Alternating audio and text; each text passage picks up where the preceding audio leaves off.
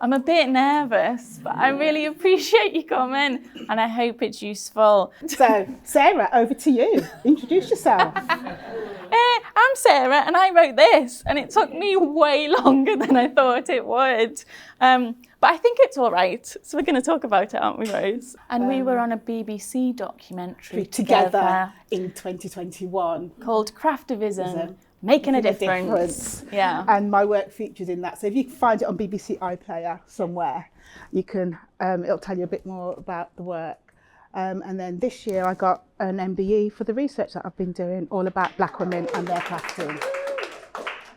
But Sarah and I met probably for the first time 2 years ago now. Yeah, we were supposed to meet for the BBC documentary, but it was during COVID, so we couldn't. But we have been on email for a number of years because we both, are passionate about craft for community and well-being. Well, I would first of all like to say, well done on the publication. Your third book.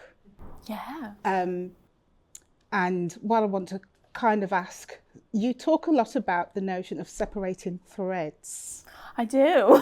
In the book. And we had this debate when I started to kind of talk to Sarah about this event. She started talking about separating threads. And there's a lot of layering in the book, which when you read it, there's a lot of kind of understandings of how there's different threads running through the book, but also this notion of, if anybody in here, I'm sure you're all crafters, and you know when you get that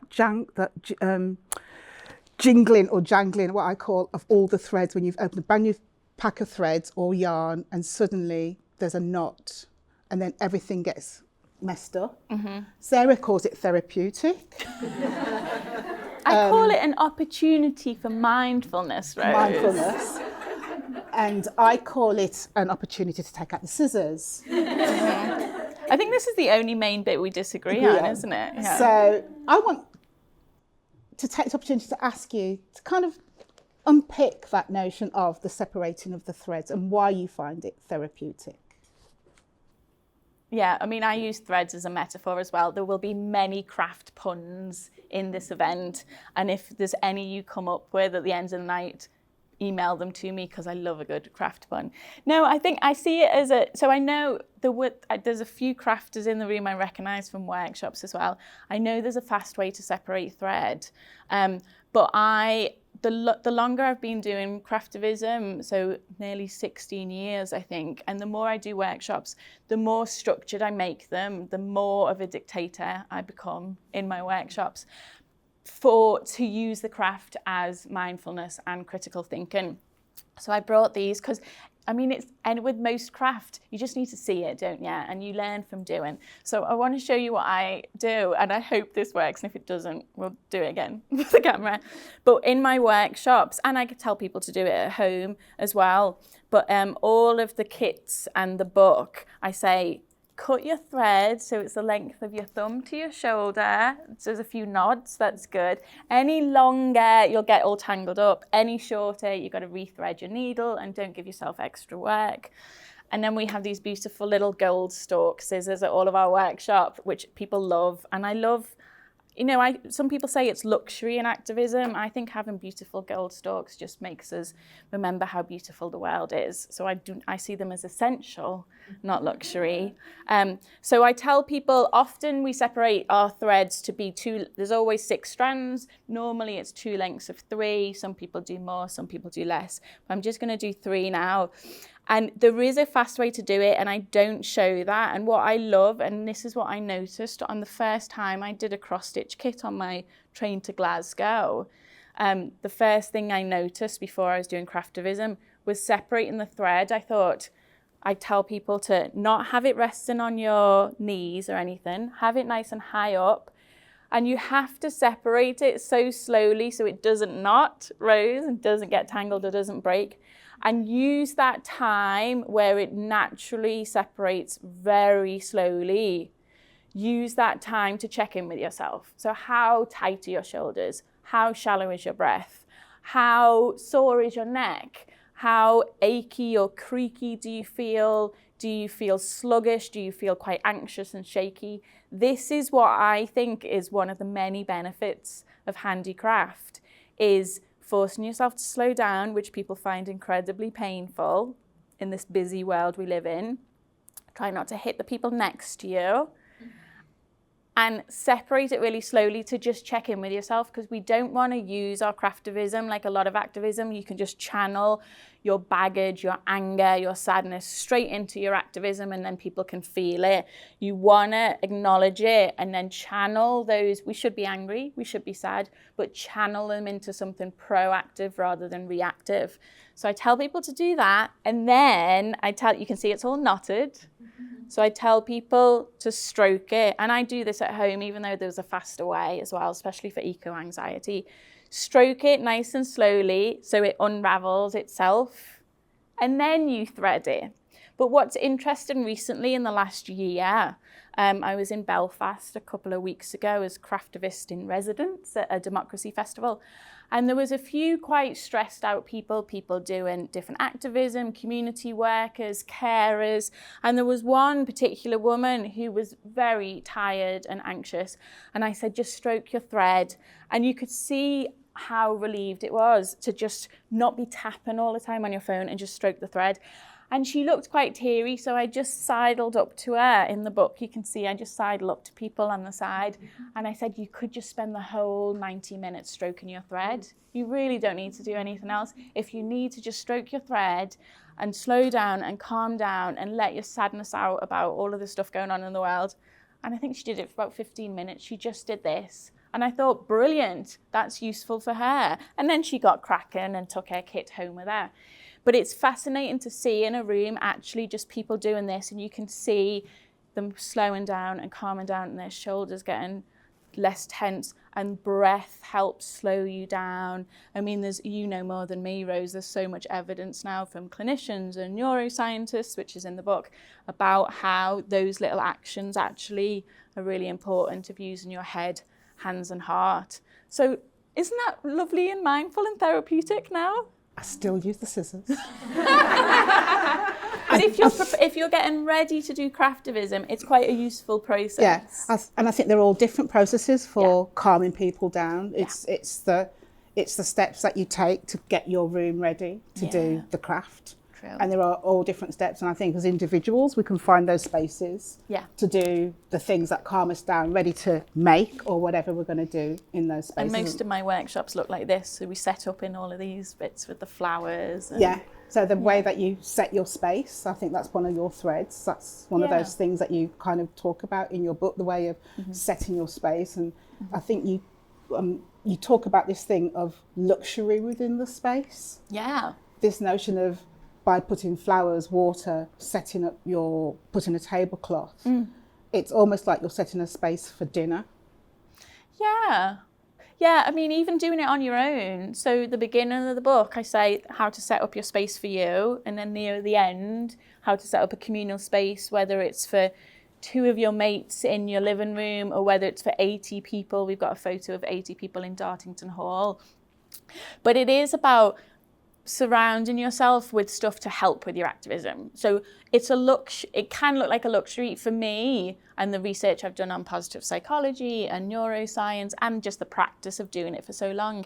I see it as it enhances the mindfulness and the critical thinking. So the tablecloths I use, the colours are very calm colours, they're not garish colours. They've got a flowers pattern on because subconsciously, often not even consciously, if you have floral patterns and flowers ideally, or plants, which is what X+Why do so well in their venues, it reminds you of the beauty in the world.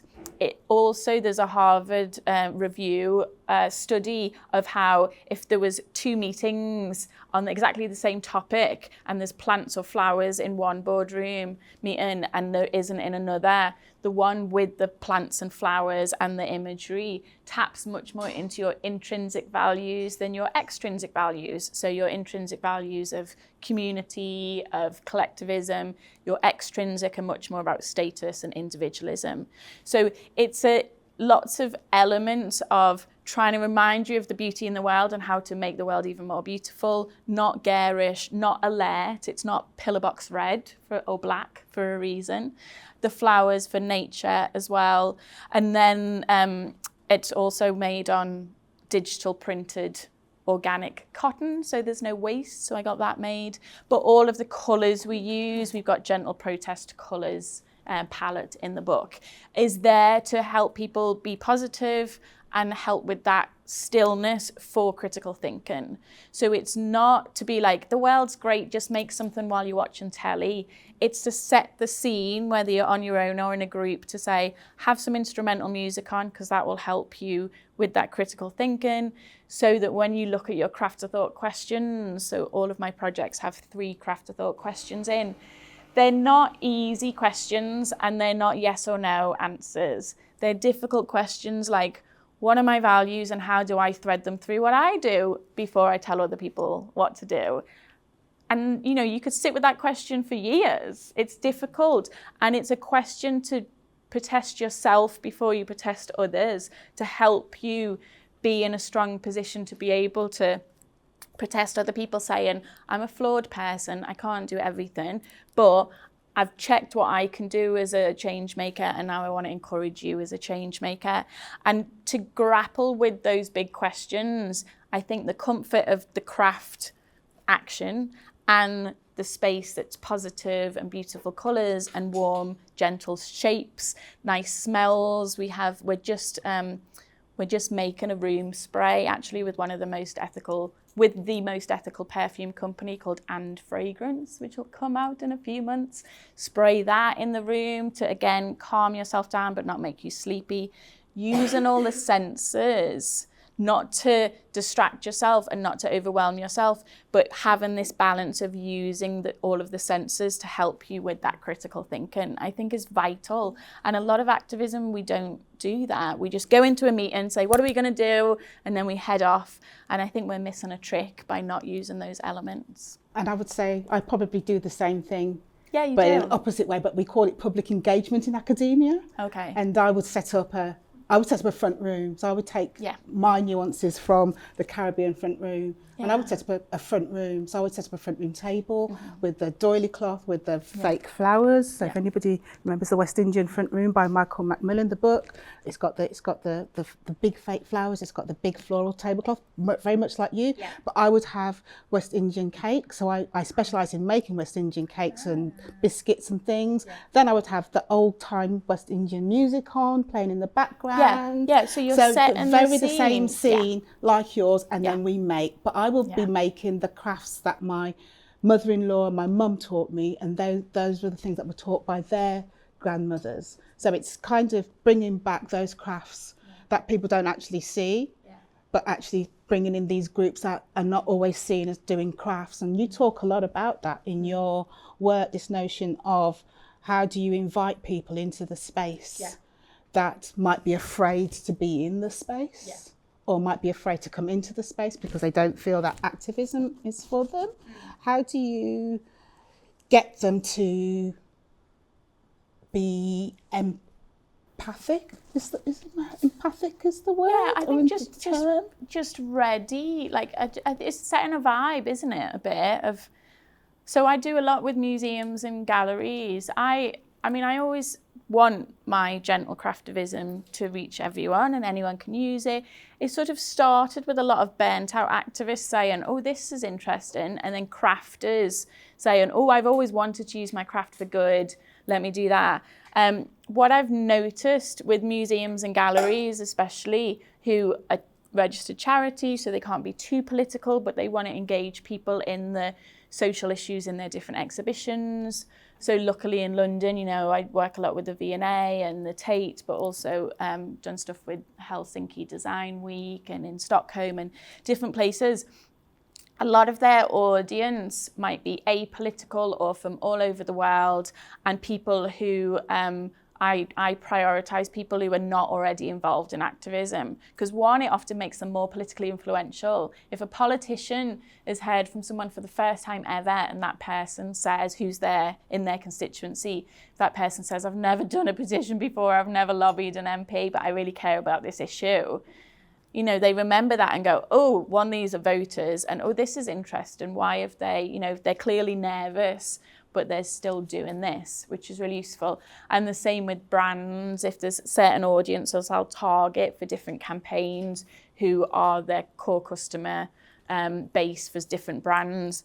So if I'm trying to target audiences that have never done activism before and nervous of activism, I get nervous of activism as well as an introvert, as an anxious person. So I often think of myself of my most extremely anxious self. What will stop me going? Am I going to go on my own? Well, I will if I get the email and I'm told you can come on your own and someone's welcome me in, like Liz with her apron today with a smile, and you get all the information you need.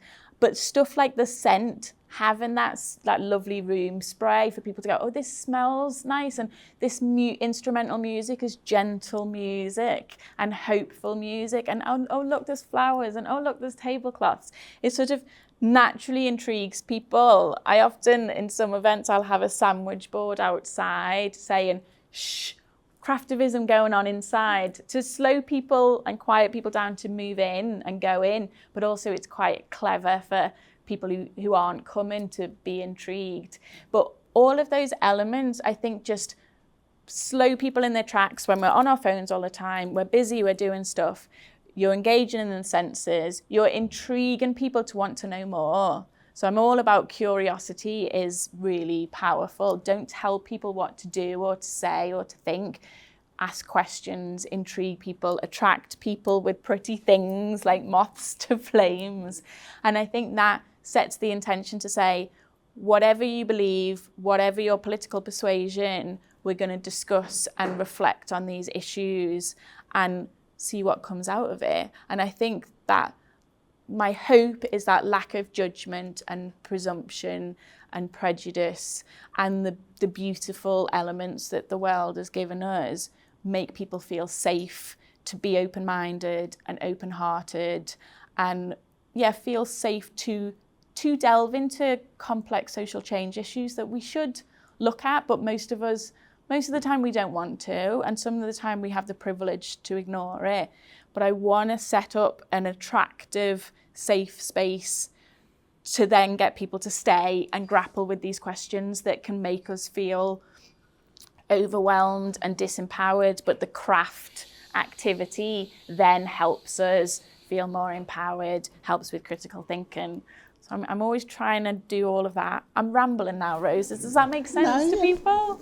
I think one of the things, good. You're not rambling, a little bit, but you do discuss the craft of thought as a way of maybe examining an individual's approach or motives. Yeah. Motives, not motives. I'm thinking about motives on the table. Motives. Yeah. And their strengths or weaknesses, if you like, for coming into craft. Yeah. And maybe for the audience to maybe think about, what are your motives? What are your motives for coming here? What are your motives for engaging in craft? Yeah. How is craft perceived by the outside world, for instance? Yeah. Which has changed over the years, hasn't it? Yeah, I think. Has it? I think it has. When I started doing craftivism, I was told I was a bad feminist for cross-stitching, and then I was going back and I was being too kind and I should be shouting more. And also, craft wasn't cool. This was 2008. I had friends being like, please put your cross stitch away. This is really embarrassing. We're in the park or we're in a cafe. And I was like, but I like it. And now it's a bit cool, I think. A bit more cool. Nothing to do with me, but it means people are more likely to craft in public. But this, You disagree? No, I do. I don't. I think that the movement of craft itself has changed. Yeah. I think the way that people perceive craft, whether it's for art or fine art or design or where you place it or how it's used, I think that has changed. Yeah. I think there is a growing movement now that see it both as a fun thing.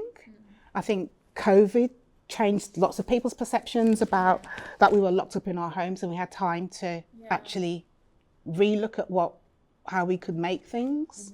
And I think craft had another explosion, if you like. Yep. You talk a lot about how you do craft in spaces. What changed during COVID? How did COVID impact on what you were doing as a crafter, and how does that impact on what you do now? Well, I know a lot of craft groups were like, COVID meant more people joined the group. And I tried to do a few sessions on Zoom, and it just didn't work. And that might be because I'm not skilled enough. But at one of the groups, I did it with a young group of women affected by domestic violence. And I posted them all their kits beforehand, and then we did it on Zoom. And actually it didn't work because some of them hadn't crafted before. And I'm going, oh, Rachel, could you just do this? And then poor Rachel's thinking everyone's looking at Rachel.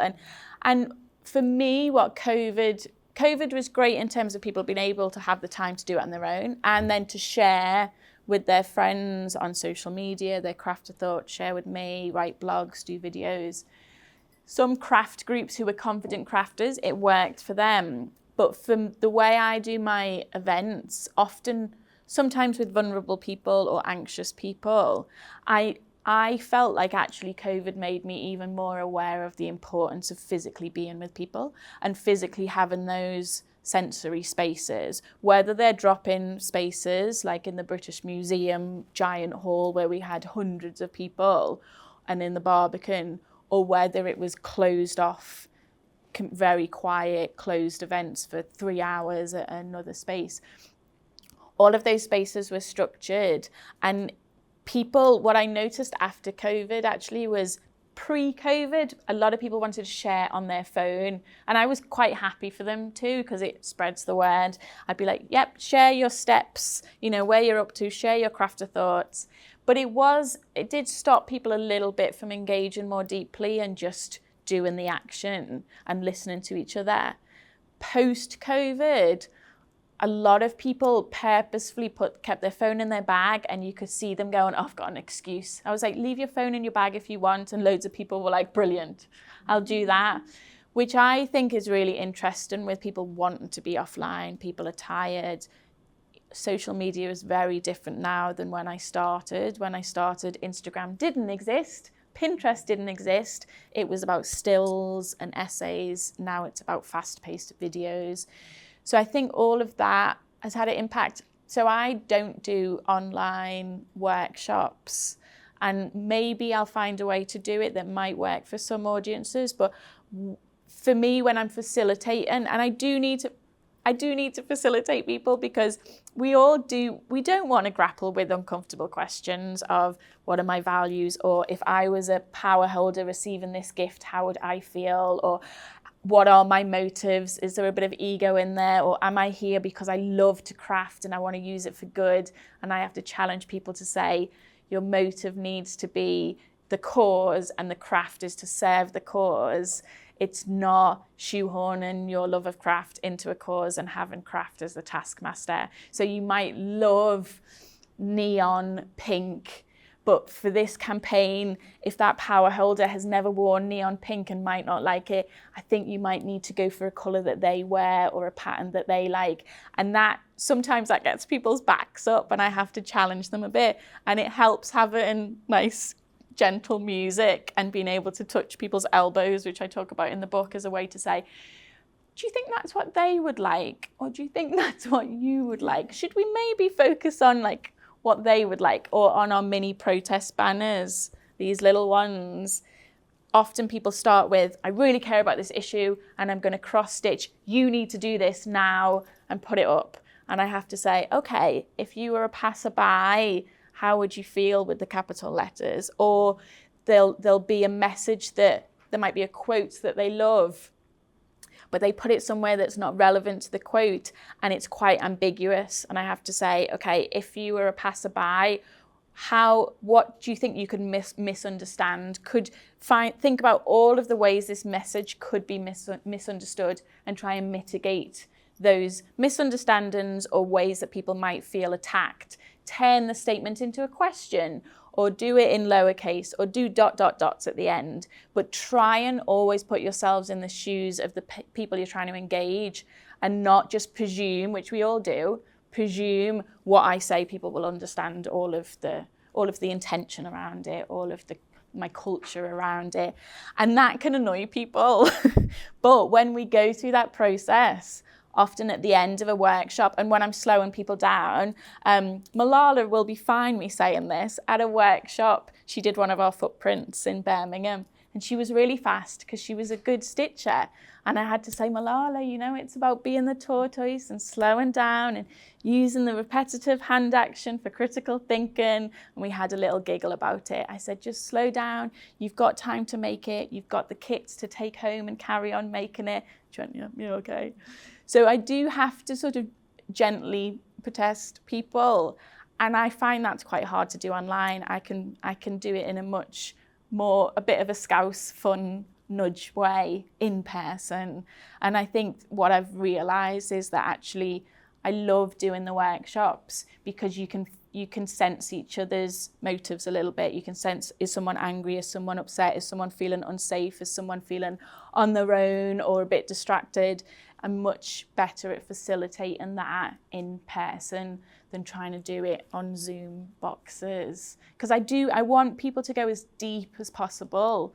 And often people will be annoyed with me, and then at the end of a workshop, they'll say, oh, that was really good, or that, thanks for challenging me on that, or that's really helpful, I've learned something new, or I've questioned this, and they go off and you can see that they're thinking more deeply about something. And I want that. I don't want people saying, this was really fun. For me, that's failure. I don't want them saying this was really hard. I want them to say, this was really thoughtful. I'm thinking about new stuff. I'm going to go home and research that more. I'm going to see where this might work.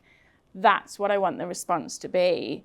That's why I want the critical thinking, not that was a nice fun thing to do for the good in the world. Like, I want people to feel a little bit uncomfortable and use the comfort of craft to not go on a downward spiral. And that kind of brings me on to this notion of how you think maybe about challenging intentional change. This notion that that for some, craftivism is a form of activism, but it's also, by some, can be seen as a form of law breaking. So there's this new kind of, I don't know how many people have seen this, that there has been some recent writing that actually craftivism is becoming a form of law breaking, where they're actually saying that actually by putting craftivism objects on properties and putting it in spaces and actually the act of craftivism itself can be a form of law breaking. How do you actually alleviate some of that nervousness around this? And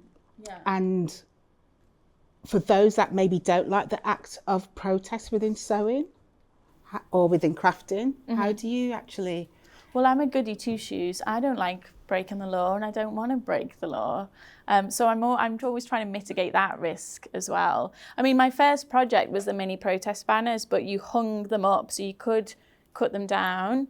So they're not permanent damage. They're small. I always tell people to hang them below eye level so that people feel that they found them, rather than it being someone saying, look at, rather than a banner saying, look at me, look at me. If you feel like you found something and it's small text, you're more likely to go up to it, which means that your brain has chose to go up and read it, which means you're more open to it, than something going, look at me now, which naturally means that we have to go in fight, flight or freeze mode, and then we close off and our brains close off because we go into survival mode. So all of that, I was like, well, this is good street art. This is street craft. This is street craftivism. But you don't have to leave it hanging up. You can take a picture and leave and take it down. I did lie to a security guard at the Treasury when I first started, because I said to him, I looked quite young then. I said, it's for a school project. And it was a mini banner about tax avoidance. And I said how much tax avoidance there was. And then I said, is this just ? And I showed it to him and I said, I really want a picture with my friends taking the picture, who takes better photos than me. I said, I really want Robin to take a picture, but it's just string and we'll cut it off afterwards and it's just for a school project. And he just went, you're right. And we took this great picture and there was a woman with a clipboard walking past in disgust, a little bit like, and someone else, and we had the image of the Treasury plaque. And it ended up in an exhibition in Brighton and people bought the prints, and it's still used. It's been used in a few books because it's quite a timeless message. It was a really useful image. So I do say to people, you don't have to hang it up and leave it there. You can get the picture you need, or you can leave it up because it's just with with string, so you can take it off. But I do say, don't do hate. You know, it can be seen as hate crime if you say something hateful. Obviously, I don't promote hateful messaging, and we have gentle protest language in the book to say don't be hateful and polarizing. We don't do big stuff. If we do, it's temporary, so you take it away. You can be done for littering. So if you're our little canary project where people meet in flocks and have picnics, if you leave lots of flyers around, so any public event I do, I always say to people, if you're given flyers out, make sure there's none on the floor, because the police can have you for littering. Same with if you're in the way. So there's many reasons why I say to people, have your picnics with 12, 15 or less people. So you're not in the way of people, you're quiet, you're not screaming and shouting, whether you're doing a picnic outside of a shop that you're trying to protest, or you're that flock of canaries in a local landmark that you're trying to say, we love this area and we want to save it from global warming. You make sure you're not in the way of anyone, because you can be done for antisocial behaviour, being in the way, noise pollution and littering. And for gentle craftivism, it's not useful to go against the law. Other forms of activism, I always say craftivism is one tool in the activism toolkit. It shouldn't replace other forms of activism, and we need all of the different types. But I do think with the craftivism, in a world now where more and more spaces outside embassies, outside political buildings, outside shops are privately owned, which means you can't protest outside of them. And more across the world, it's harder to protest. I'm getting more charities actually where I'm helping them plan how to not go against the law and do things like picnics, quiet protests, because they are thinking we do need to be doing protests differently so that we're not stopped. And so if anything, it feels actually more useful now doing these pretty protests that are in public in the way that we do it, that are silent or quiet, or have, you know, sandwiches that we can share with people. Or it feels even more useful, the fact that it's not illegal and it's not hateful and it's not divisive. It makes it harder to dismiss, harder for the police to move you on, harder for people to say they should be moved, because it's so much more disarming. And we're nice, and we're wearing nice aprons, and we're offering jam sandwiches. I mean, how can you say no to that? It actually reminds me a bit about the Dorcas Society. So if anybody's ever read Wilkie Collins' Lady in White, you need to read Wilkie Collins' Lady Woman in White. Actually, one of the chapters, it talks about the power that this woman has by being the leader of the Dorcas Society, and what that means as a shift in power. Because for women back in Victorian times, the one reason they could leave their homes unaccompanied was if they were going to do charity work. And the Dorcas Societies allowed them that privilege of being able to leave a home unaccompanied without a male companion, because they were doing charity work. And if you think about today, that a lot of women have that, the power of, and that was the power of cloth, the fact that they were using their sewing skills, but they were using that as the conduit to actually open other doors for other women and for poverty, and open other doors to other things. It meant that the act of sewing was a form of craftivism back in the day. It wasn't called craftivism back in the day, but it was a form of activism, and they were using that as a tool. And I think there are so many parallels with the work that you're doing, and I call the Dorcas Societies quiet activists, quiet activists, and they use the media just like you do, but they use newspapers, because obviously back in the end of the 1800s there was nothing like Twitter or Instagram or any of those, but they were using the newspapers in very much the same way of advertising what they were doing. And that for me was this notion of intentional change. And you talk a bit about in your book about this notion of intentional change and challenging intentional change.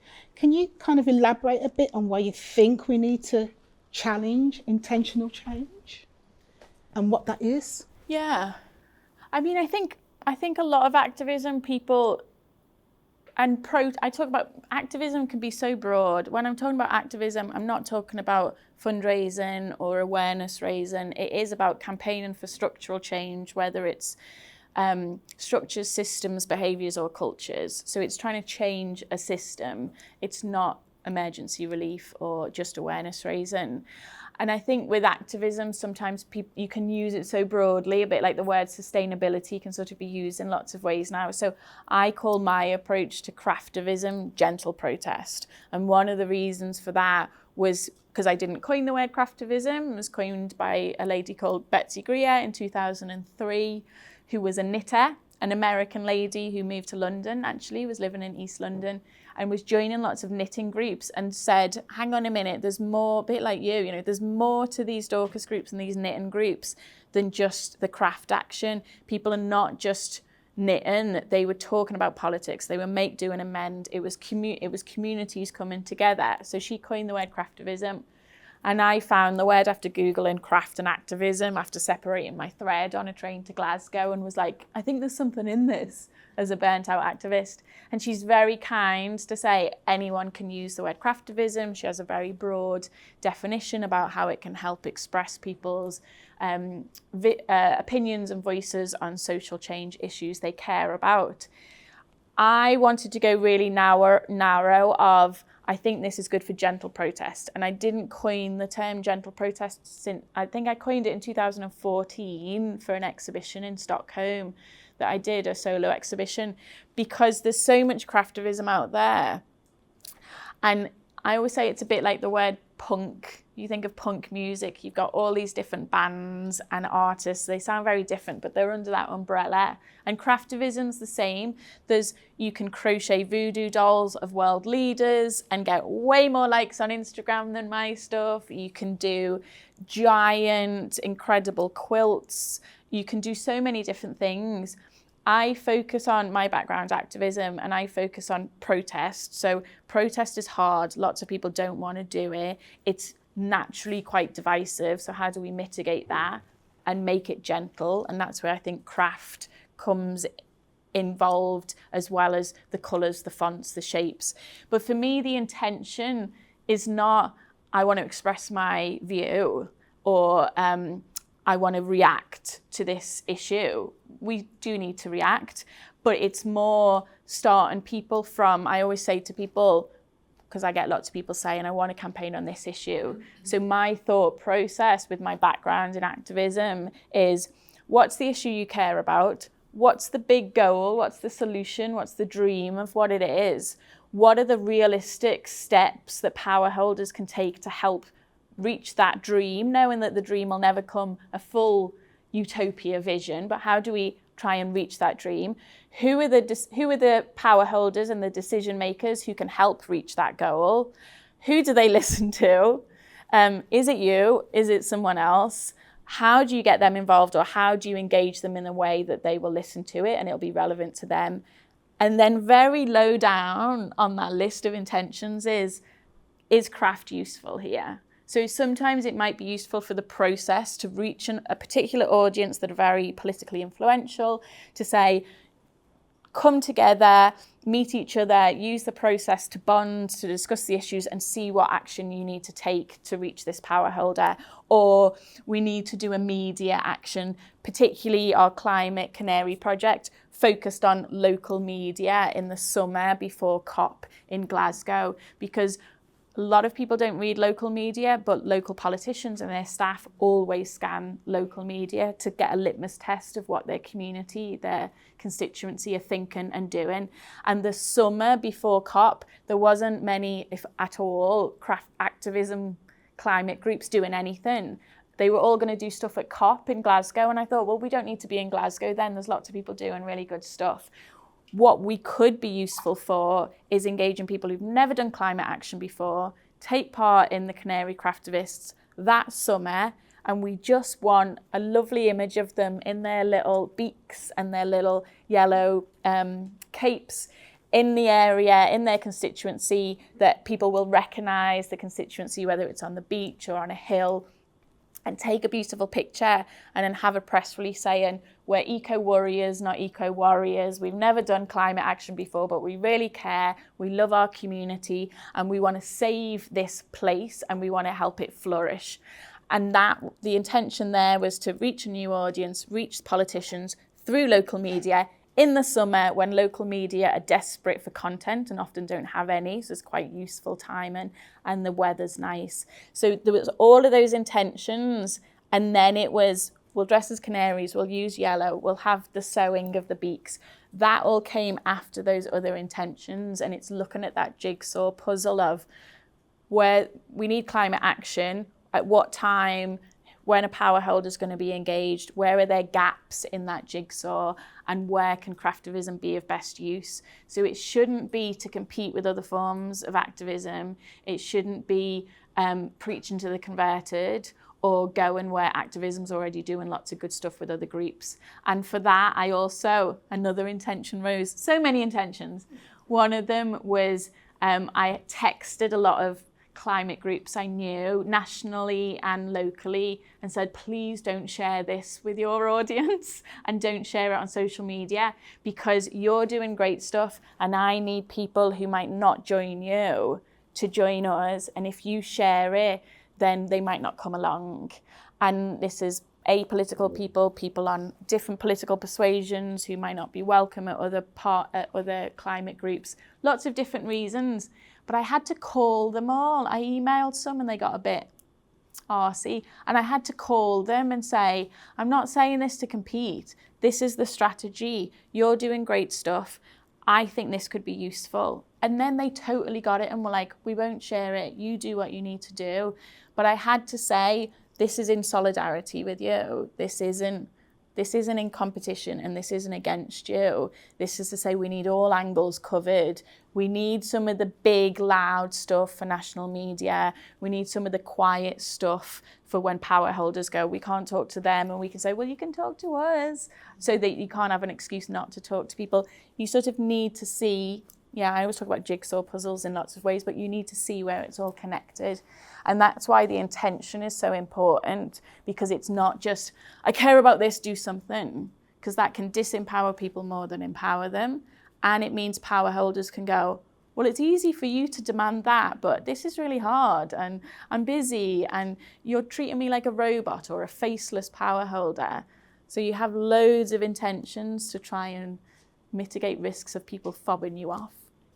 And I think that leads very nicely into the next question that I have for you about this notion of language and not being hijacked by people that really don't understand the language of craftivism, and how we become skilled wordsmiths. Yeah. And what has that process been for you to become the skilled wordsmith, or kind of share that notion of being the skilled wordsmith? Well, I'm not a skilled wordsmith. I'm still learning. The messaging is normally harder than the crafting.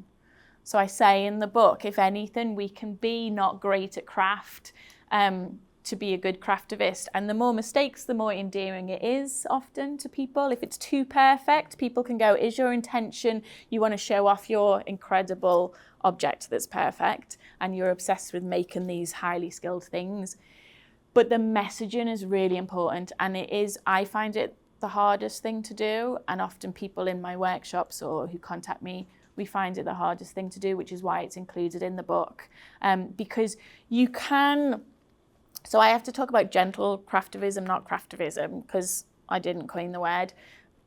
Gentle craftivism should be non-violent communication. So all of our stuff in the book is based on Marshall Rosenberg's nonviolent communication. So you can find him on YouTube. He passed away recently, but he used to have this jackal and giraffe. So we've got images in that. I'm a very visual person, as a lot of you are, I know. Where he's like, the jackal just yaps and reacts. So it's constantly like, this is awful and you need to do this. And the giraffe is the mammal on the on soil, so not in the sea, who has the biggest heart in the world. Because it's got such a long neck, it needs the biggest heart to pump all of the blood around. So he says, be the giraffe, not the jackal. So don't be reactive, be proactive, basically be loving and kind. So for me, everything is how do you write down, I really care about this and I want them to hear this. And then you work backwards of what language do they use? What will make this ideally a win-win? How can you aim for a win-win with a power holder, whether they're a CEO, a board member, or a politician, or a local leader, a religious leader, a head teacher, whoever it is? How can you make this something that benefits them? That is something that they go, oh, brilliant, this would be great, win-win, makes me look good, helps with the goals that I've got. That's always going to be hard, and most of the time it's not going to be like that. But try and aim for that. And then you use the language that the people you're trying to engage use, because you want it to be something they connect with. Otherwise, it's too easy to other you and go, well, they're just screaming at me and I can't connect with them, and we clearly have different views. There might be a lot of common ground, but you're using different language. Or we've all had it in emails and texts. My mum used to text me in capital letters back in the day. She does emojis and everything now. But I'm highly sensitive, so I'd be like, it's too much, she's shouting at me, and she knows not to do that now. But we've all had it on emails, I'm sure, where you've read something and thought, and then that person actually didn't mean to be as aggressive. Or so often it's better on the phone or in meetings, and I'm very aware of that. With all of our stuff is text-based, most of it, nearly all of it, because you're not going to write or stitch a message you don't believe in, and that helps with the deep engagement and with that lack of the mitigating the risk of it being so ambiguous people don't know what it means. A green heart on your sleeve, if you just had a green heart, it could be, I'm green with envy. It could be anything. We have a word of what you love in the world and how you want to protect it from global warming so that people can ask you about it. So words, I think, are good for intriguing people, but also to try and get people to think in a way that provokes, not preaches at them, that encourages and inspires and creates curiosity, not conflict and not judgment. And it's so easy to say those big broad words, and then when you get down to actually writing those sentences, it's really hard. So I often get my mum, who's a politician, to check over stuff if I'm sending it to a politician, or my sister's a social worker. I get her, she's quite emotionally intelligent, I'll get her to check through stuff. I always try and change things into questions, not demands. But the crafting the words actually, I think, is harder for most people, even the most amazing wordsmiths, harder to do than and because I learned to craft from YouTube and from craft books, I make sure it's all very accessible. Yes, you can do a fancy French knot if you want to, but you don't have to. So the craft is accessible. The wordsmith skills, I'm still learning. It's still really hard. I think that's hard for all of us. And I think it's hard if you're, I don't know how many people out there in the audience are dyslexic or are neurodiverse. I think that, but they're great crafters, but they're verbally very good at telling stuff. Yeah. And I think that also is another way in which I think you can engage with the craft by recording what you're thinking as well. Well, I do say to people, if you're going to make a gift for a power holder, ideally you want to hand deliver it, because then it shows them that you're doing it with humility. You're doing it saying, I've made you this because I want to encourage you in your role. You've got a big job. It's really important. It's really impressive you got here. And I want this object to encourage you. So the handkerchief saying, don't blow it. Use your power for good. We know you've got a really difficult job and a really impressive job. And we want to encourage you to use it to help the most vulnerable in the world and help our world flourish. Hopefully they won't read that message on your hanky as a negative thing, but if you also give it to them in a way that is humble, that is saying, I know you've got loads of demands on you, and this is small, so that you can keep it in your office or have it on your display or have it at home, just to encourage you and for us to hold you accountable. One of the reasons it's small is I used to work for big international development charities, and we used to give gifts to MPs, and most MPs' local office and their office in Westminster are tiny. And at one point, we gave giant engagement rings, fake ones, but they were about 1 metre high, we wanted to propose a new climate policy. So we wanted it as a good stunt for a photo saying, we're proposing this, and, will you accept? And then we left them with these giant rings.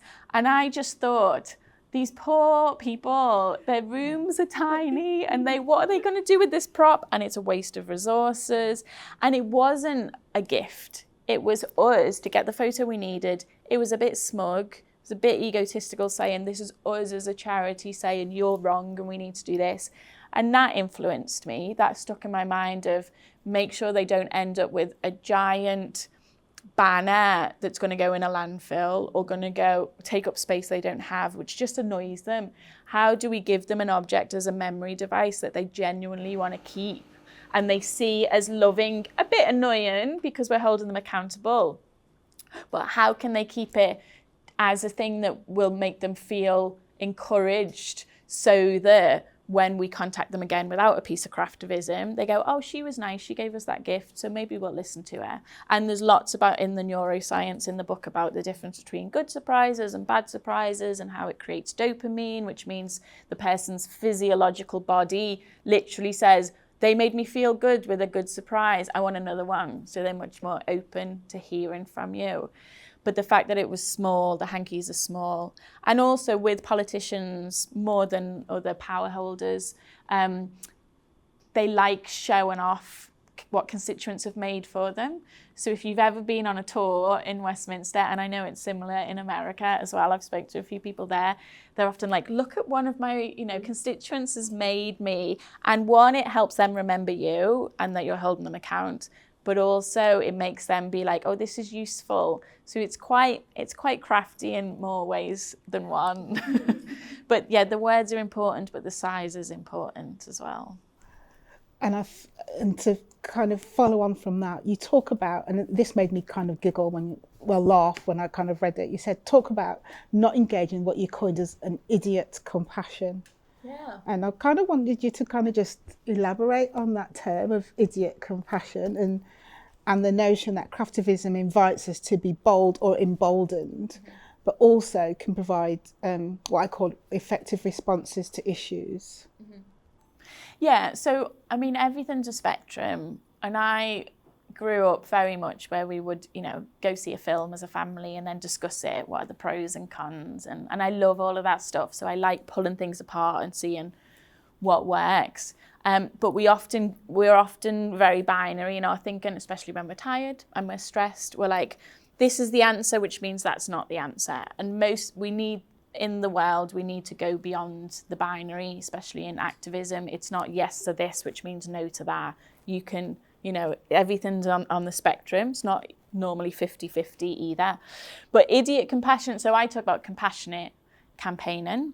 And I like the word compassionate because it's not just loving, it's empathetic. It's not just sympathetic. It is compassionate. It's putting yourself in other people's shoes. But I do get some people going, oh, well, being gentle is that bit weak and we need to be tough with these people doing awful stuff. And I talk about the neuroscience of, well, they're not going to listen to you then if you're just going to label them. You can label what they're doing as awful, but don't label them as awful, otherwise they'll never talk to you. And I also don't think that's helpful. I don't think anyone's the spawn of Satan. And most people, especially ones we disagree with, most of them think they're doing the best thing and what's good in the world, which is fascinating. I think if we see that as fascinating, of why have we come to completely different decisions and we both think we're right and we both think this is good for the world, see that as fascinating and worth exploring rather than trying to win them over. I think that's helpful for our mental health. But so when people talk about compassion as like, well, that's weak or you letting them off the hook, I'm like, it's not idiot compassion. It's not saying you're lovely and everything you say and do is lovely. That's idiot compassion. That's passive. That's just a bit stupid. You can be compassionate to someone in a loving way where you're challenging them. So I often say gentle protest links in with, if you think of a parent or a caregiver, at whatever age you are, but often as a child as well, when they say, I'm not angry, I'm just disappointed. And your heart sinks, because what they're saying, these people, this person that you love, that cares for you, is saying, I'm not angry, I'm disappointed, basically because you're better than this. I know that you shouldn't have done this thing that's harmful, or this isn't you, what are you doing? It's really hard to dismiss, because your heart sinks because they believe in the best of you. And I always want to believe in the best of people, even if their track record is awful and it looks like they will never change. You can still compassionately campaign. And if it's a politician, you can compassionately campaign and still vote them out and still campaign against them to get someone else in. But you can still compassionately go, where are they coming from? What's their background? What's their intention? What's their baggage? I grew up in a very low income white working class area in Liverpool called West Everton, where inequality was on our doorstep. You could see it straight away, lots and lots of issues, fourth most deprived ward in the UK still. So I could see the complexities of poverty, that it wasn't just all these people are doing stuff against us and we're the victim, and it wasn't these people are all lazy, not doing anything. There was a lot of complexities, lots of dyslexia, lots of broken family, lots and lots of issues that meant that it wasn't just you're wrong, we're right, or you need to do this and it'll fix it.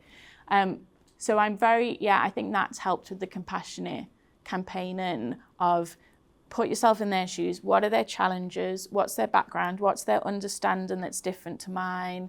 And try and find out where you might have commonalities. And if you differ on some stuff, there might still be some campaigns you agree on that you can work together with, and know that you differ on other stuff, but still treating people as human, treating people how you want to be treated, and doing it compassionately, I think, is thoughtfully and lovingly, whereas idiot compassion is just like, you're lovely, can you please do this? It's not that. Yeah. That's why I call it idiot compassion. I think Desmond Tutu talks about idiot compassion, and other people do as well. Thank you.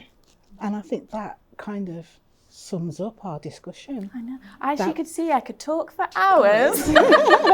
I think one of the things that you've brought out in the book is this notion of community and craft, and the notion of how we can share through stories, through migration, through community, and I think that's very evident in this book. So I think the notion that people will leave here from tonight understanding that the work is not just the craft, it's about the stories that you can tell through craft. Yeah. And that craft is the conduit. Yeah, and I love the word conduit. I think it's really important to see the object as a catalyst for change, to start conversations, to help you on your path. It's not the be all and end all, and it's not you, but there is a bit of you in that. Yeah. There's always a bit of you in the craft, and yes, and people can continue to stroke their threads, or they can cut them with a pair of scissors. They can. And I was going to end with this, wasn't I? And then you're going to end with a short piece. So this is the last page of the book, and the one in the book is a tiny bit smaller. But it is real, it wasn't photoshopped. So I thought I'd end with this, because this is like the epilogue, really, isn't it? And then we got time for questions. So think of your questions. I haven't read this out before. I hope I get it right. So it says, it's on fabric as well. Dear Craftivist Collective, let us always thread gentleness through our craftivism. Use the comfort of craft to help move through the discomfort needed for personal growth. Let's craft our protests to communicate love, not personal attacks. Forgiveness as fertile ground for progress rather than holding resentment. Disarm critics. Instead of being dismissive, let's be encouraging. Instead of being aggressive enemies, be a critical friend. Let's make our protests persuasive. moving from demanding to understanding. Instead of force, offer invitations to create solutions together where possible. We're countercultural craftivists. When society wants a hero rather than a collective progress, do not succumb to ego-driven activism, but act humbly in service to the cause.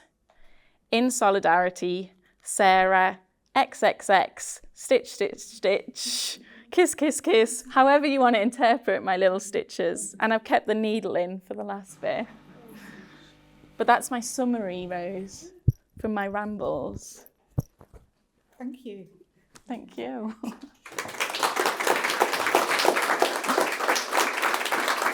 Now it's to you guys. Questions from the audience? And don't hold back, be tough, I won't cry. Hello. Hi. The way you talk about gentle protest is really thoughtful, but it made me wonder if you have ever found yourself in situations where the space of engaging with activism has fluctuated depending on the urgency of matters at hand. Mm-hmm. If you could just... Yeah, good question. There's definitely times when I've thought craftivism isn't the answer, but that gentle protest still is. I've got a cross stitch on our little shop area there that's a quote from Gandhi about gentleness can shake the world. I do upset people when people email me or charities email me saying, we're going to do this craftivism. And I say, I don't know if craftivism is the answer. Actually, I think it might be. Or, the law's going to be passed next week. This is slow. You got to do, we can't have a sweatshop of craftivists. That doesn't feel right. So sometimes it's not the answer. And I still sign petitions. I still go on some demonstrations if I think they've got a clear ask and it's not focused on personality. Some of them focus on personality more than policy, and I think that's more harmful than helpful. But yeah, sometimes craftivism isn't the answer. But I often dance out my anger before I start my craftivism. If I'm really angry about someone or something, I put Iggy Pop and the Stooges on, and I just dance it out and I scream into a pillow. And then I do my craftivism as a secondary calm down thing, because I know I can just feel the anger bubbling up in me. And I get a lot of people saying, well, you can do this, you're naturally gentle. I am absolutely not. I'm so angry and sad, and I have to limit how much news I read and how much social media I'm on, because I do get riled up very easily and my blood will start boiling. So yeah, I have to dance it out, and then sometimes I just darn for friends because I find that helpful for anxiety around different issues. And that's not craftivism, I'm just darning for my friends, but it helps me listen to podcasts about social change. But yeah, I don't know if I've answered your question, but it is, often craftivism isn't the answer, which I know is probably not helpful since this is my job. And but it is figuring out, what's the best thing. But I do always, if it's not craftivism, most of the time I think gentle protest is the next best thing. And then it might be certain louder happenings, but I do think gentle can be loud and big, but it still should be loving. I think when we start doing hateful, ungentle as in hateful stuff or illegal stuff, there's much more risk there for power holders to have an excuse to say, we can't engage with these people, look. Or they're immature, or they can say you're being immature, or you're being idealistic. So I think the thoughtfulness of the gentleness is where to start, definitely. Does that answer the question? Okay. And I think it's interesting to also look historically at where craft has been used to make protests, and in different forms. And we can look back over the last 40, 50 years to see how craft has been used as forms of protest, or even the last 200 years, or last 300 years. We can look and see where craft has been used and how it's been used. And when you can start to see those trends or those ideals and how it's been used, and then you look at how it's been used now in modern times, you can see that where it's been used and where it's been used effectively, people can look back in the archives, whether they're in museums or in other spaces, and go, they had a trick there. Yeah. So let's see. We're building on what they've done. Yeah. I mean, I remember someone saying very early on, you do realise that women in Chile made these appliques, small appliques, apilias, that helped get rid of Pinochet. And I was like, what? Quickly Googled it. And it was these groups of women in their communities, often in basements or hidden from the military, grieving over the loss of the men in their community, whether it was death or them being taken away, making these small, incredibly powerful images of the loss of these men and the oppression under Pinochet. And Amnesty International managed to smuggle out these incredible appliques and use it as part of the evidence to say stuff was going on. You know, why would these women create this if it wasn't going on? Which really, I mean, I started in 2008. I think it was in 2009 or 10 that someone told me that. And I thought, this isn't new. We're building on what's happening. AIDS quilt, incredible. We're building on. I'm always learning, but then also seeing. They never had TikTok then. I don't use TikTok. I have been told by some people to do some of our actions through the form of dance, and I've said no, because it's not sensitive around social change. So, and I'm very wary now of social media more than ever because of the route down videos, fast-paced, oversimplified messaging that doesn't fit the complexities of social change. And can be more divisive, and you've got all the algorithms now and all of that stuff. So there's learning from the past and looking at the context we're in now, and then also being like, actually, some of the context we're in now, we can't use or we should avoid it. But yeah, I think we always need to remember we're standing on the shoulders of giants, aren't we? Yeah. Hello. Good question. You spoke about your early life, and you're surrounded by strong people who've got strong opinions, and I'm thinking about the whole nature-nurture thing. But can you remember your first moment of like, I've got to do something about this? Can you remember that first spark of wanting to do something outside of yourself? Ooh. So I grew up in Everton, where my dad was the local vicar and only just retired this year. So he was there his whole career, which was 50 years. And my mum was a nurse, and then a full-time mum, and then a community worker, and ended up being the deputy mayor of Liverpool City Council as a councillor. A lot of the community action group, whether we were campaigning to save social housing or get a health centre, or campaigning on South Africa apartheid or fair trade, a lot of those meetings and activism meetings were in our kitchen, in the vicarage kitchen, with people smoking and swearing like troopers. And I am an introvert, but I love listening. So I would often just be sitting there drawing in the corner and listening in. And it influenced me massively in terms of hearing people saying, I was squatting in social housing age 3. The social housing is still there, which is unusual. We won that campaign. I don't remember that, Liz, but there is a photo of me with a mullet that my mum used to cut our hair because we were on a budget, with our community of people of all faiths and none. And I remember the stories of people saying over years, because activism is hard and it's exhausting. So when you win something, you talk about the golden campaigns that you've helped win. So people would go, remember that time we came up with songs when we were squatting and we had a little book for everyone to write in, and seeing the images. I knew from those images why we won, because people would say, in Liverpool, you've got 2 bishops, a Catholic and a Protestant. And we had both of them involved in the photo for the local paper. So that was unusual. We had people from the community and not from the community take part. That was unusual. We had free pro bono support from people. So I knew that activism was hard and complex and not just a big march or not just signing a petition. But in terms of, I don't like conflict. I don't like lots of people. So I always felt uncomfortable around activism and marches. I went to South Africa when I was 8, the only sabbatical my dad ever took, which was very, what do you call it? Formidable? No. Formational.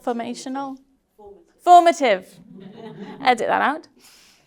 formative age, when you're 8, you soak up everything, don't you? And I remember seeing racism in the school I was in for a few days firsthand, and I grew up not in a diverse community, but it's very diverse now. And I remember thinking, what? And I held my hand up to answer a question from the teacher, the white teacher, and the school had just opened up. And my peer had their hand up longer, and as an 8-year-old, I said, oh, they had their hand up, you should ask them. And the teacher looked at me and went, no, I'm asking you. And my gut feeling was, what's going on here? And I remember leaving in shock, thinking, I wish I'd said something, but I'm 8 and I don't like conflict. And I was in shock, really. I hadn't seen it firsthand. And that still, even now, sometimes I'm like, could I have gone up at the end and gone, I was just wondering why you picked me, just to sort of nudge them. So there's moments like that where I'm like, I wish I'd said something, but I don't know how. I guess when I was in school, I was voted head girl in 6th form, not because I was popular at all. I was a geek. But my peers knew that I was always writing minutes in community meetings and that I would question the teachers on stuff.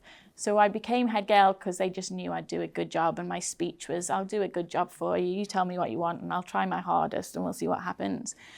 And that was quite like, everyone wanted lockers. So for me, that was quite a turning point in terms of gentle protest, actually, because it wasn't I'm going to be an activist. It was, oh crap, the students want lockers. How am I going to get them lockers? So I thought, well, what's stopping the lockers? So I said to the head teacher, why haven't we got lockers? And she said it's a health and safety issue. And I thought, is it? So I knew the caretaker, Mr. Gilbert. So I said to Mr. Gilbert, is it a health and safety issue? Because all the girls are carrying heavy bags and other schools have got lockers, and they, year on year, the head girls always told we want lockers and they never get them. So I was a bit stubborn as well. And we measured the rooms together on the ground floor, literally with a tape measure, one break. And he said, I don't think it is a health and safety issue. So then I said to my dad, who was a parent governor, who's the most influential parent governor who the head teacher likes and will listen to? And he said, oh, I think it's this person. I don't know where this came from, but I said, have you got his number? Can I call him? And I don't put myself above the parapet normally. I mean, look where I am now. This is hilarious. But I called him and said, me and Mr. Gilbert have measured the rooms. It's not a health and safety issue. We think there's budget for it. And your poor daughter's carrying a heavy bag. We think this is possible, but she's not going to listen to me, and I don't want to do a demonstration because I don't want all eyes on me, and I don't want to cause trouble in the school and a riot. So I said, can you give her the proposal and say it's from you? So he did, and then he took it on with her, and we ended up with lockers. And I found that fascinating because I thought, actually, I don't need to rally the students. I don't need to do a strike. I don't need to do a sit-in. All of the stuff I didn't want to do.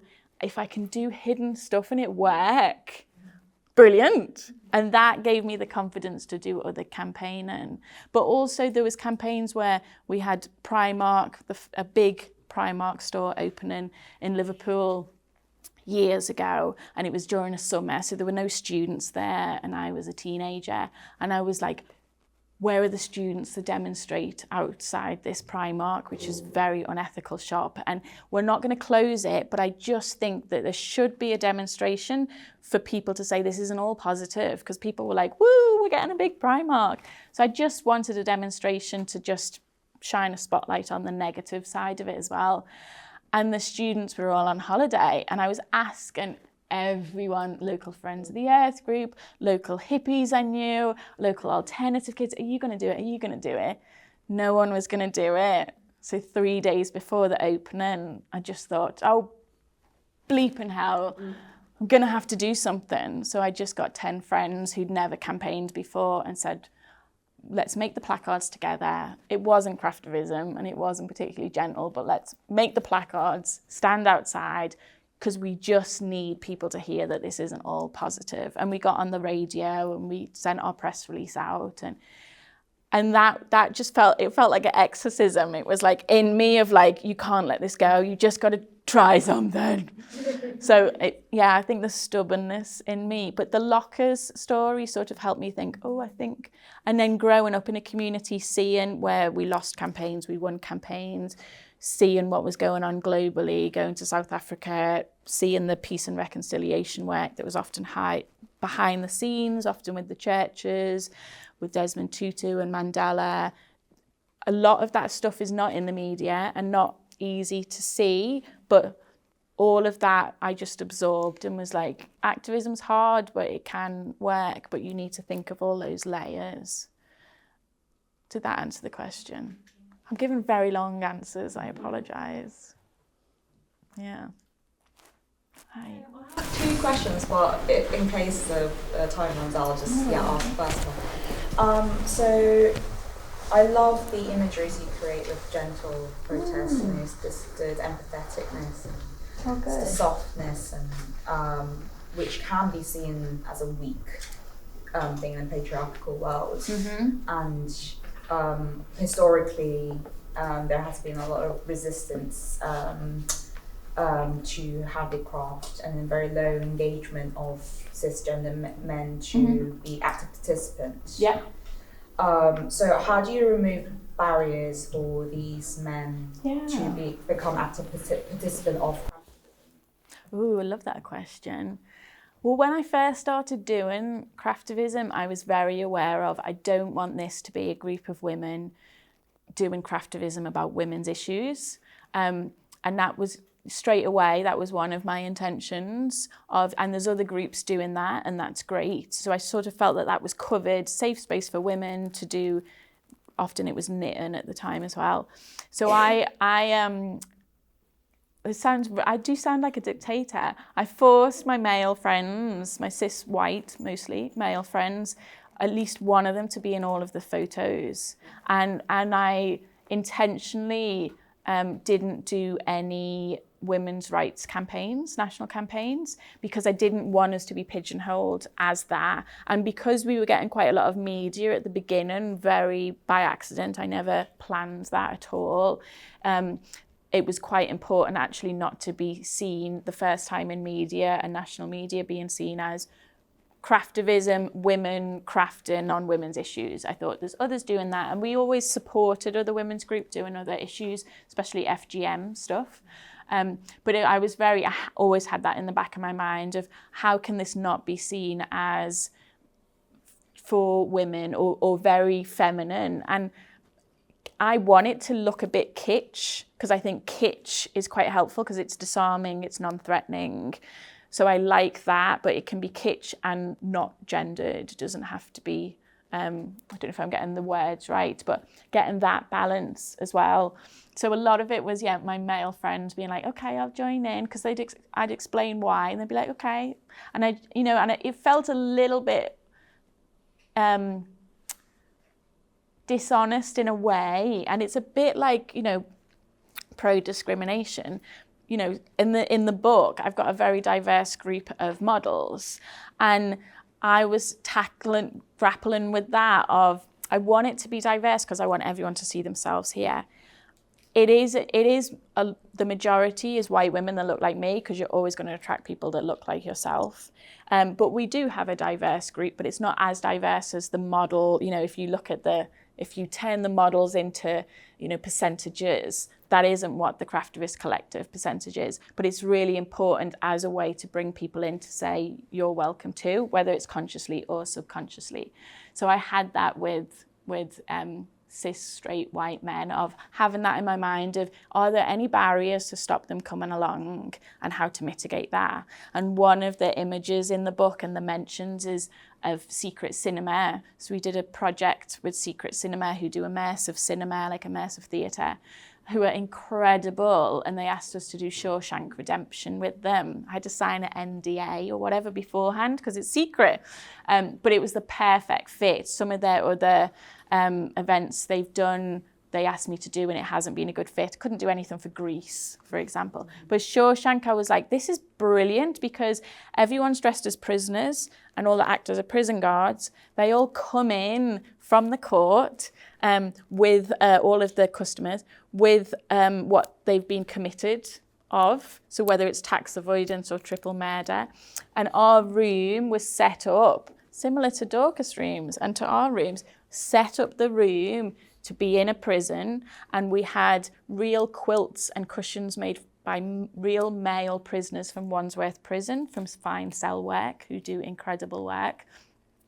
And we were stitching quotes on little patches that we were selling at the end to raise money for Fine Cell Work. We were stitching quotes from real male prisoners on their experience in prison, and we were getting them to think about the revolving door problem in the prison system. But we were all acting, so we were the guards, and I had a craftivist who was a prisoner as a helper, and we'd be like, right, what are you in for? And they'd be like, oh, tax avoidance. And I could say, okay, well, you might be a bit anxious here, so this is one of the few activities you can do in your cell. Keeps your hands busy so you don't self-harm or do anything worse, and you're not anxious. You can see, you know, that real prisoners have done the craft. You can see their hands up here. If you're really good, then you get commissioned and you make some money while you're in prison that you can keep or give to your family. So it was indirectly teaching them about the power of craft in prisons and Fine Cell Work. And then if they were in for triple murder, I'd be like, right, anger management issues, eh? Well, this is good. Calm yourself down with therapeutic craft. But what was fascinating was it was 60% men, and it was quite lots of people who probably wouldn't come to our workshops. But as soon as they got involved and we'd go like, calm down, and if you're a bit anxious, this is good for this, or if you're a bit angry, get it all out. These customers who were dressed as prisoners were like, oh, I totally get this. And we'd be stitching away. And because it was set up as a male prison with all of these, and real hand models of male prisoners with tattoos everywhere, they got it. And I did that years ago, and it reinforced to me, a bit like the Lockers story, reinforced actually this isn't just for a certain type of person. These guys totally get it by taking part. So I want to make sure they're always welcome. Often, sometimes men are brought along as partners or brothers or friends by others, and they go, oh, I've been dragged along. And then they normally get into it and go, oh, I quite liked it. But I do always think of that just the same with thinking of people of neurodiversity, disability issues. I try as much as possible to make it accessible for people and be honest if it's not. So if it's not disabled access, or the room scent is very subtle. So if people have got, some people it's too much overwhelm for them. So try and have all of that in mind. But it is also for adults. Anyone under 7, my stuff doesn't work for. Got one project for 7 to 10-year-olds. Most of the work is for 14 plus, but it's better for adults. And if you're very elderly with dexterity issues, then I'm very honest about that and say, get someone to help, or you can do this, or could you donate stuff to us instead, or we figure it out. But I think it's really important that it's not just seen as this is women talking about women's issues. And other craftivist groups do that, so I don't need to do that. So I think that's important. Does that answer the question? Anyone else? I know you have a second one, if anyone. Go for it. And then I think we're finishing in 5 minutes, so probably, yeah. Well, hopefully it'll be a quick one. So I just wanted to ask you if you have any thoughts on big institutional organisations hosting something like this, so like mindful exercises, weaving, crafting, in the name of activism, and their mission isn't actually supporting or serving causes. Good washing, activism washing, green washing, all of that. Yeah, there's the more of that happening now. I mean, when I sound like an old woman, when I started doing this, you know, the word activism in craftivism, organisations were just like, we can't go near you. It's got such a scary word. Activism's so scary. Even though the craft was in front of it, they were very nervous. And now, you know, again, standing on the shoulders of giants, the younger generations, I've just turned 40, so I can say this, are much more vocal about, we care, in our jobs, we care about purpose, not just profit. We care about activism. So brands rightly or wrongly, are like, well, we need to pretend that we're doing activism. So I've said, or we are actually doing it, but now it's flipped between don't do anything political or anything activism to let's look like we are. I pick and choose when I work with brands. I don't work with a lot of them. I've said no to most because a lot of it is good washing or greenwashing or activism washing. I had a big jeans company. This is why I rely on patrons as well, who give me £10 a month, because you do not make a lot of money from craftivism, and I never want to be in a position where I have to say yes to work to pay my bills, but I don't believe in the work. I think that's, really worrying. So I know there's a few patrons in the room, so I appreciate you massively. I said no to a big jeans company as a good example, who I was going to do a big series of events with them, with a big national gallery, and they wanted me to use their denim. And I said, you know this story, Ali? And I said, denim doesn't work for these projects. So that's not going to happen. And they said, okay, well, don't use the denim, but could we have our images of these artisanal older guys making the denim? And I said, oh, are they real or are they models? And they went, okay, so you don't have to have them. So they're models, are they? And we ended up, I met them in person with the gallery, and I said, look, this is what I can do. So this is what I do. We can link it in with the themes of the exhibition. We can find a balance that it's not party political, which they can't do, but it is craftivism, and it is asking questions about these different themes. So it's not just awareness raising or donation or mindfulness. I don't do that. I do the craftivism. But I can't have your imagery around. I can't have the denim. They weren't that unethical, a brand particularly. I've said no to much more unethical brands because I've said you're fast fashion and there's what you're doing, this is good washing, and I'm not getting involved. This one, I was like, I want to. So I said, this is what I can and can't do. And you could see the staff, 2 of the staff were looking at me like, we totally get that we're good washing here and we want to be able to say, we want to do more. And I thought the meeting was important just to be able to say to them, and I said to them at the end as well, if, I can't do this and that's not good for you or for the gallery, because I know we're running out of time here, so I apologise for the inconvenience of saying no, and I can't recommend other people to do it for you, which is what they asked me to do. Well, can other craftivists do it? And I said, probably not, and they shouldn't do. But I said, if you can, change the way you're doing stuff, please get back in touch and I'd love to speak to you again. And I think that's just as important as sometimes I even know I'm going to say no, but I'll have physical meetings or Zoom meetings with the people to try and gently protest them, to say, one, and I said to them, this is really risky for your brand because you could be looked at as good washing and green washing, and your customers are savvy. They were a denim brand. They had savvy customers. I said, this is risky for you and this doesn't fit what we're doing, but do come back to us if you can align with what we're saying.